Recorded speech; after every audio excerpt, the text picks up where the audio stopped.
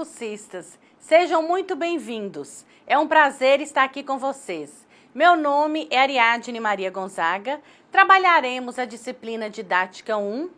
Peço que em nossas aulas vocês estejam munidos de papel e caneta para quando surgir alguma dúvida, vocês anotarem e depois apostarem no fórum Tira Dúvidas, já aproveitando a oportunidade para dizer que vai haver um fórum Tira Dúvidas para cada uma de nossas aulas. Então, postem as dúvidas no fórum pertinente à aula. E para que tenhamos um bom resultado, será necessário a dedicação de vocês nos estudos e atividades da sala virtual. Mas também é muito importante que vocês leiam todo o caderno didático. Vamos começar? Aula 3. Metodologias didáticas.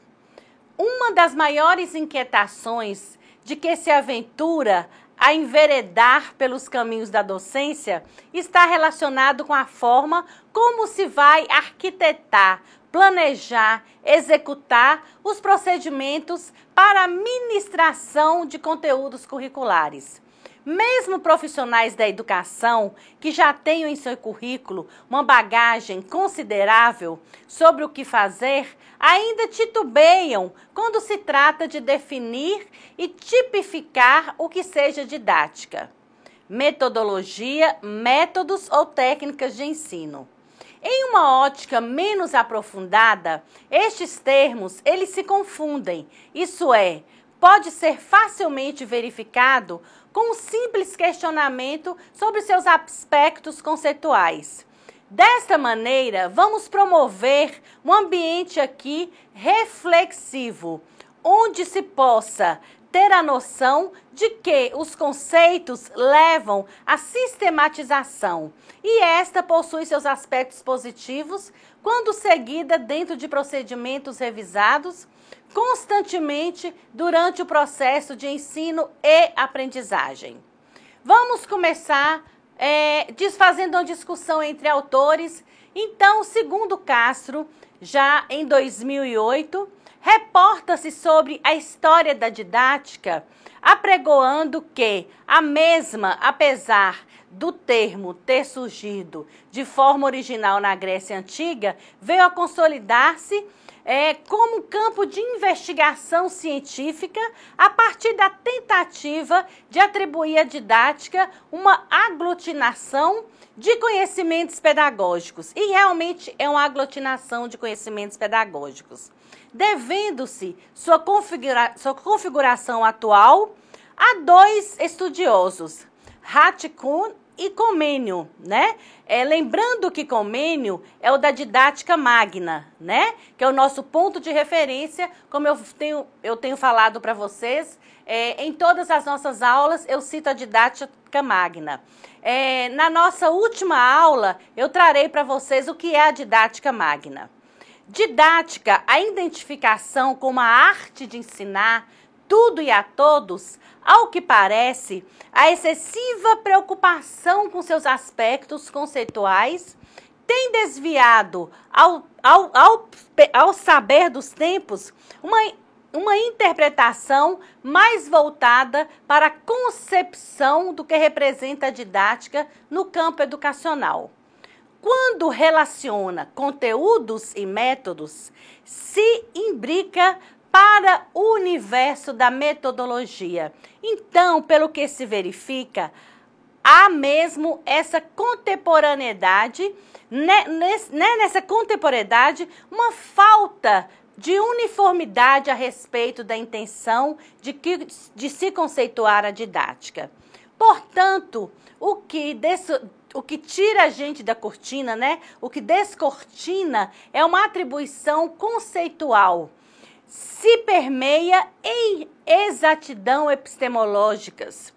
Então vejamos, tanto assim que a didática passa no momento atual por uma junção de termos como se verifica em Gil, já em 1997, ao abordar sobre a metodologia didática, entendendo esta como a sistematização e a racionalização do ensino constituída de métodos e de técnicas de ensino, de que se vale o professor aprofundar para efetivar a sua intervenção no comportamento do estudante. Esta intervenção, na ótica do autor, é o que seria a principal responsável pelo efeito da aprendizagem. Vamos falar novamente, vamos citar aqui nas nossas aulas, novamente o Veiga, quando ele diz: minha preocupação é a de superar o conceito de técnicas de ensino que preocupa, ora, em superelevá-la ou em reduzi-la, ou mesmo de negá-la. As técnicas de ensino têm um caráter instrumental, intermediam as relações entre professor e aluno, e entre aluno e aluno. Isso significa afirmar que são mediações ou condições necessárias e favoráveis, mas não suficientes do processo didático. As técnicas de ensino, elas são sempre meios e nunca fins. É preciso ficar claro que as técnicas de ensino, elas podem cumprir um papel relevante na criação e na manutenção das relações de dominação em sala de aula. Ou, ao contrário, podem ser vistas como instrumento de emancipação e de diálogo e, portanto, de fortalecimento de competências socioafetivas e cognitivas complexas. Para vocês, qual o significado de métodos e técnicas de ensino? Veremos o sentido etimológico das palavras, para podermos termos o nosso conceito, dar a nossa conceitualização. A palavra método constitui-se em grego do prefixo meta, cujo significado traduz as ideias de comunidade, participação ou sucessão, e odos, que quer dizer via, caminho. Desta maneira, encontramos no próprio grego a palavra métodos, na acepção de caminho para chegar a um fim determinado, em que está presente na ideia de participação e sucessão. Isso é, o caminho é um processo, um fazer com que alguém ou alguma coisa participe, dessa interação, dessa sucessão. Assim compreendido, o método, ele implica num processo ordenado dialeticamente e uma interação também dialética entre pensamento, ação e reação, para a consolidação daquilo que foi planejado. Como todo processo didático, pressupõe a ordenação de princípios para o seu desenvolvimento. Necessita-se, então, de um método de ensino, desde que seja um caminho construído para o alcance de metas educativas particulares e coadjuvantes na transmissão e assimilação criativas dos conhecimentos elaborados. Nestes estudos todos que nós estamos realizando, até o momento, nós percebemos que o trabalho docente, ele se caracteriza pelas suas complexidades em diferentes situações. Quando o professor atua na docência, quando ele se depara com situações de ensino e aprendizagem, que desafiam seus saberes e conceitos. Ao enfrentar situações novas diante de seu grupo de alunos, nos momentos em que pensa em que suas concepções de ensino e nas relações que estabelece com estes alunos. Diante de tantos enfrentamentos que constituem o fazer docente, é necessário conhecer os métodos e técnicas de ensino. Vejamos, as contribuições que nós podemos ter de Amaral para a nossa discussão. Pedagogicamente, o método envolve o curso de um processo que viabiliza o ensino. No entanto, a busca por divisar as diferenças entre o método e as técnicas de ensino é uma tarefa desafiadora. Paracervo e Bervian, né, já em 1976, preocupados com a metodologia científica, o método e a ordem que se desenvolve, impor esses diferentes processos necessários para atingir um fim desejado. Como nós falamos lá, que não é um fim, na verdade, ele é um meio, né?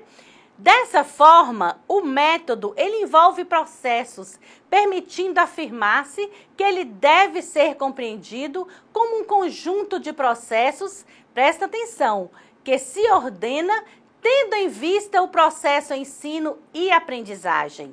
Então, queremos dizer o quê? Que estamos afirmando que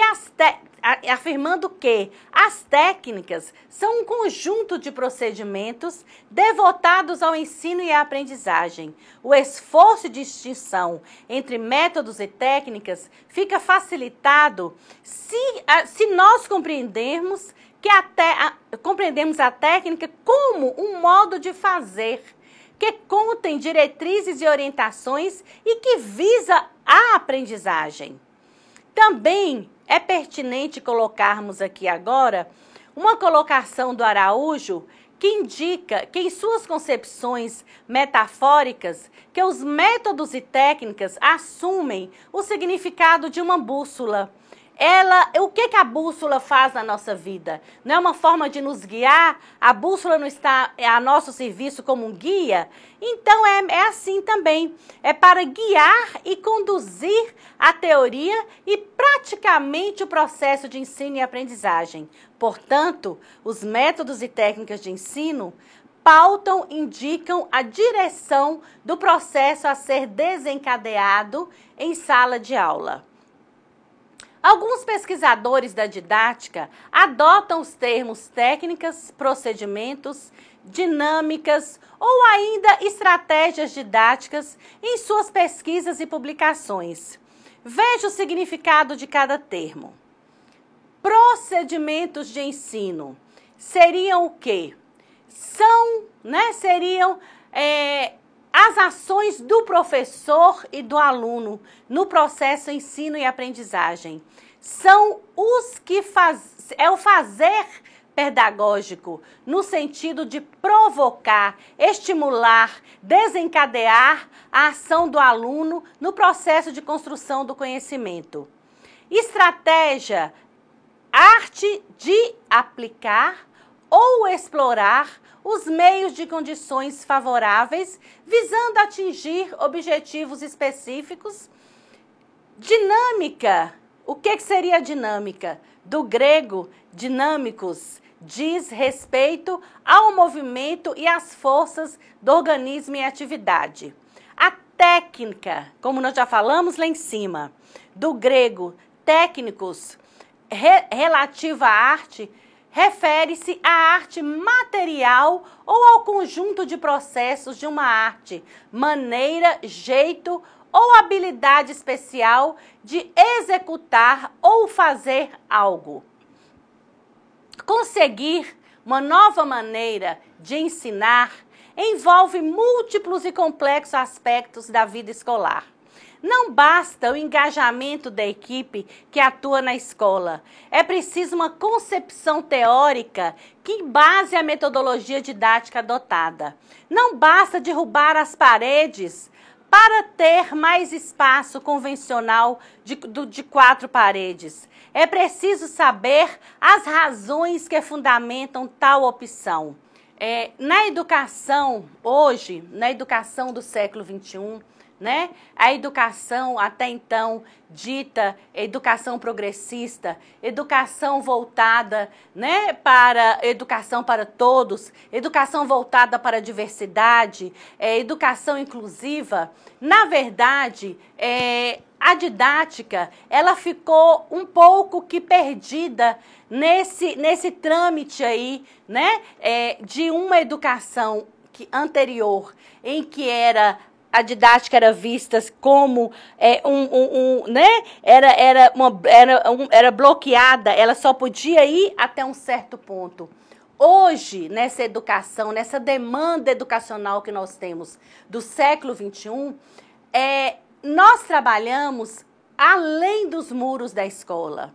A didática, nós falamos na aula passada, ela foge, hoje, ela é vista como um procedimento, né? Um método, uma técnica, seja qual nomenclatura que possamos dar, mas ela é vista como uma educação voltada para aquele público-alvo dela. Hoje nós temos esse privilégio de poder entrar numa sala de aula e usar os nossos métodos e técnicas de ensino que nós pensamos ser,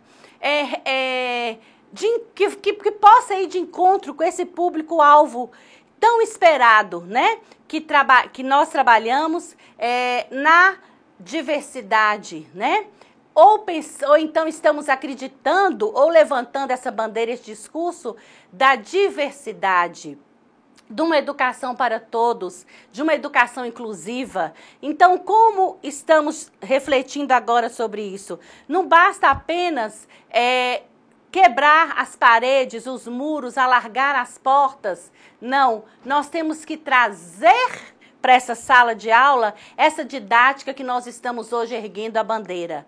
Uma didática, eu não posso dizer que seja mais eficaz ou mais nobre, né? Porém, uma didática condizente com o nosso público, com o nosso público-alvo. Deste modo, as diferentes posturas teóricas dão tom a diversas técnicas gestadas historicamente. A técnica de ensino está ligada ao contexto em que surge, bem como a teoria pedagógica que a ilumina. E vocês se recordam das tendências pedagógicas que vocês estudaram na disciplina Fundamentos da Educação?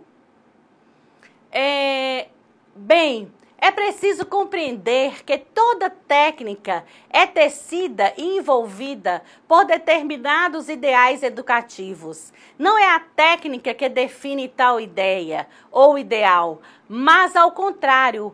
Assim é possível realizar uma aula expositiva sem ser tradicional. Pode-se usar de instrução programada, mesmo conhecendo seus limites, sem a certeza de estar no melhor caminho, como eu falei agora com vocês.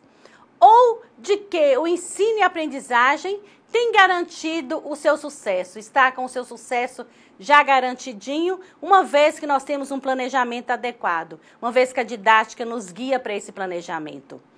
Diante desses entendimentos, torna-se clara a ideia de que a opção que o professor faz de um método, de uma técnica de ensino, ela é realizada em função de conteúdo, da própria contextualização do conhecimento e também de formas que permita um tratamento interdisciplinar do conteúdo a ser trabalhado em sala de aula. O que seria, então, esse tratamento interdisciplinar?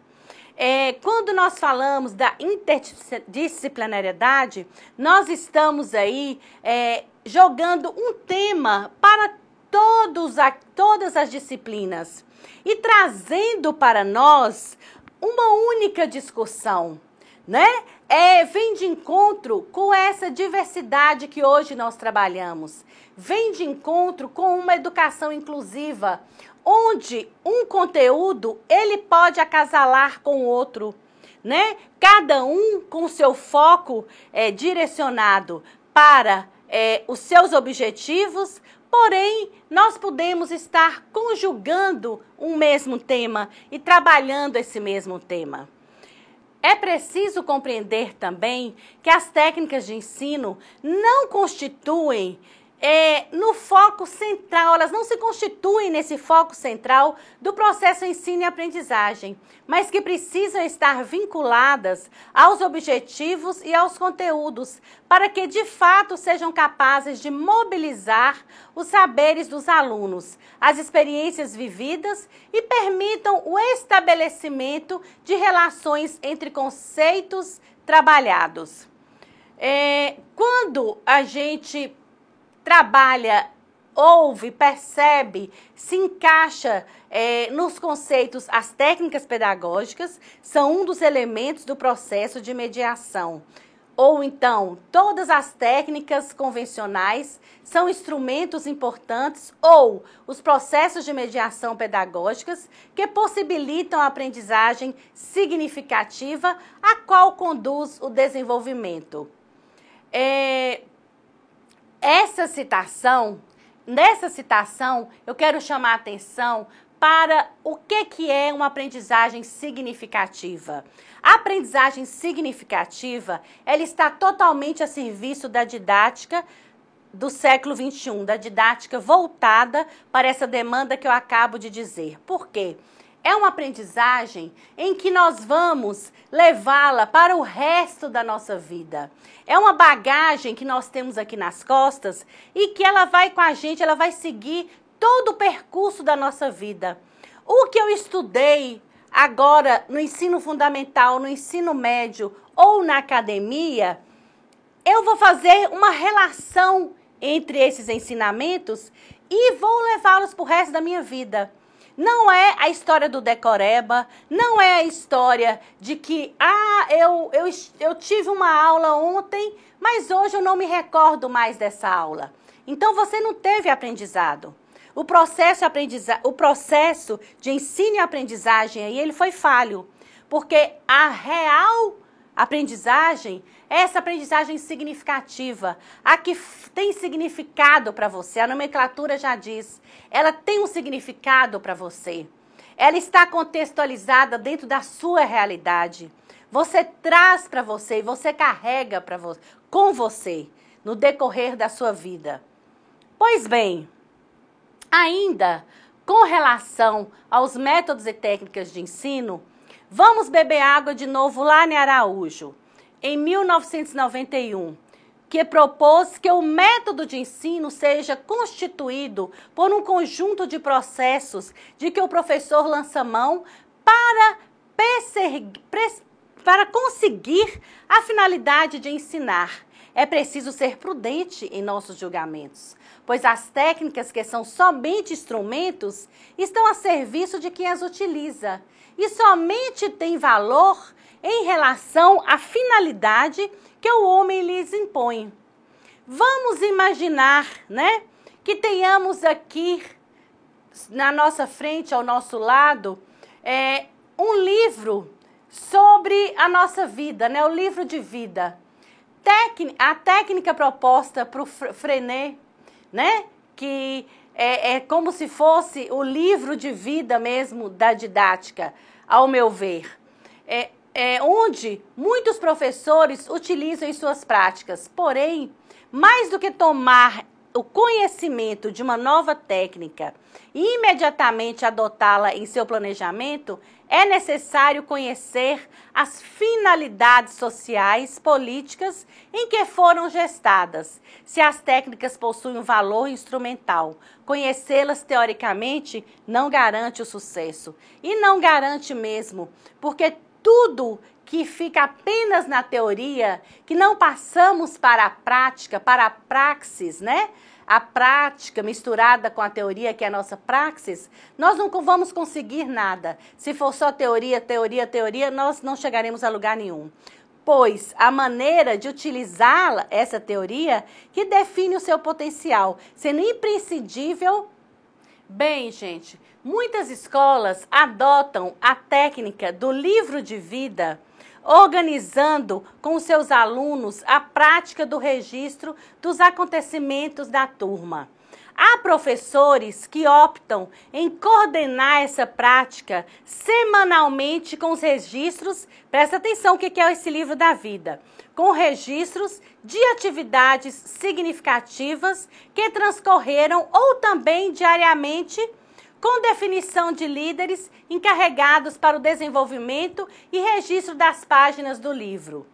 Em contraposição a uma pedagogia de abstração e do imobilismo, Freinet propõe a saída ao ar livre, as saídas ao ar livre alegremente e sem problemas prévios para as crianças observarem a natureza, transformando-se pouco a pouco em aulas passeio, quando já havia a preocupação de se fazer um relato de todos esses acontecimentos, que ao longo do caminho atrairão os olhares das crianças. Ao retornar à sala de aula, o professor escrevia no quadro de giz os pontos mais marcantes das descobertas feitas ao longo do caminho, em vez de ser esse livro da vida, né? Ou sendo o livro da vida, mas através de passeios mais significativos, mais satisfatórios. Estes passeios possibilitavam a livre expressão da criança e a elaboração do texto livre, em que as crianças escreviam sobre as suas descobertas, métodos, anseios, angústias, experiências. Essa técnica de expressão livre possibilitava aos alunos a análise a partir de seus próprios mecanismos da realidade em que viviam.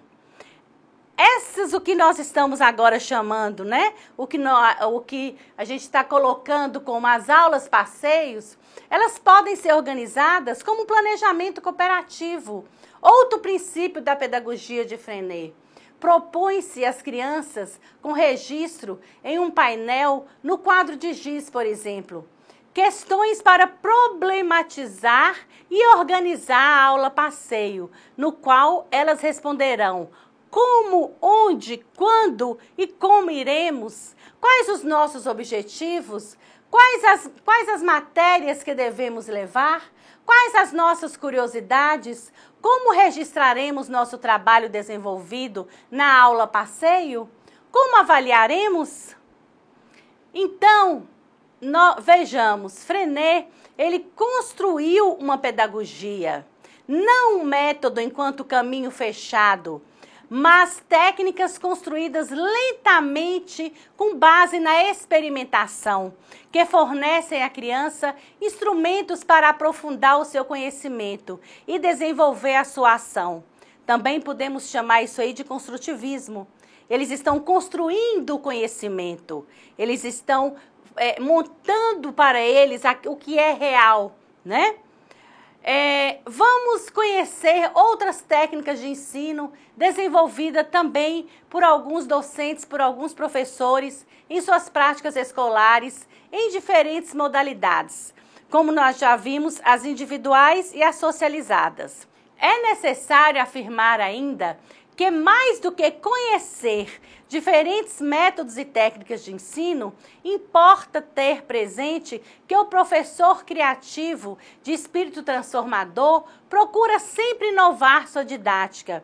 É um dos caminhos para essa inovação, né, seria a dinamização das atividades realizadas em sala de aula. Uma das possibilidades para dinamizar o trabalho com seus alunos seria a diversificação das técnicas de ensino, ou até a inovação nas técnicas já amplamente conhecidas e empregadas. Lembrando que,